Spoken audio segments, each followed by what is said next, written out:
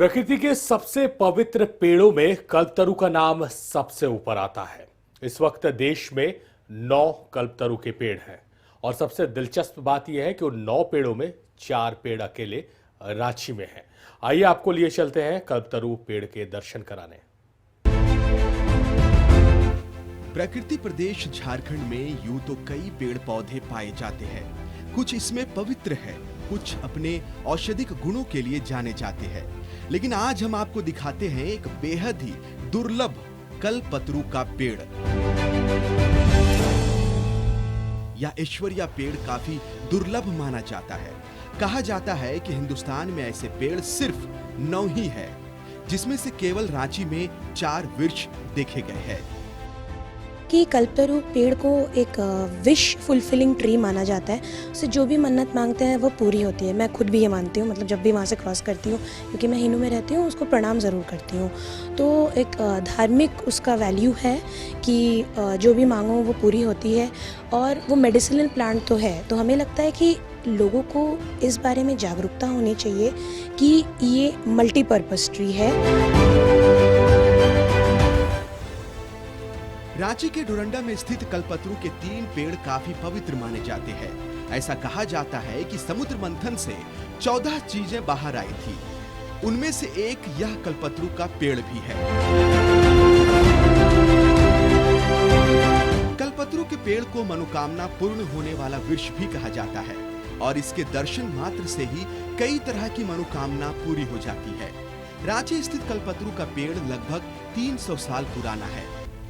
पहले यहाँ 4 पेड़ हुआ करते थे, लेकिन एक के नष्ट हो जाने के बाद अब यहाँ 3 पेड़ ही बचे हैं और उन पर भी रखरखाव का अभाव देखा जा रहा है। सबसे बड़ी बात, इसको बीज से प्रोपेगेट किया जाता है, तो इसके बीज से इसका अंकुरण थोड़ा कठिन है।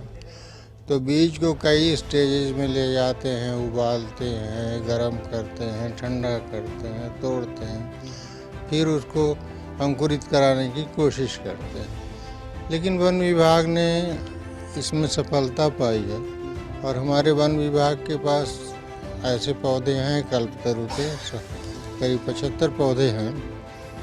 इस वक्त हम डोरंडा में हैं और डोरंडा वो जगह है जहां 3 कल्पतरु वृक्ष हैं और पूरे भारत में देखेंगे तो लगभग 9 की संख्या में कल्पतरु वृक्ष अभी भारत में वर्तमान में हैं। ऐसा कहा जाता है, जो धार्मिक पौराणिक मान्यताएं हैं, वेद पुराण में इस पेड़ का जिक्र है और ये एक धार्मिक पेड़ भी है। इस पेड़ को मनोकामना वाली भी पेड़ कहा जाता है, मुरादें पूरी करने वाला ये पेड़ है और इसे जो है संरक्षण करने की ज़रूरत है, क्योंकि पहले यहाँ 4 पेड़ हुआ करते थे और अभी वर्तमान में 3 पेड़ हैं।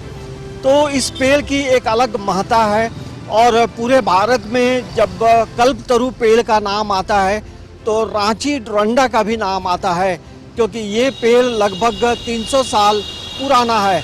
तो इस ऐतिहासिक धार्मिक पेड़ को जो है तमाम जो लोग देखते हैं तो कहीं ना कहीं प्रणाम करते हैं और हर लोग इस पेड़ का कद्र करते हैं।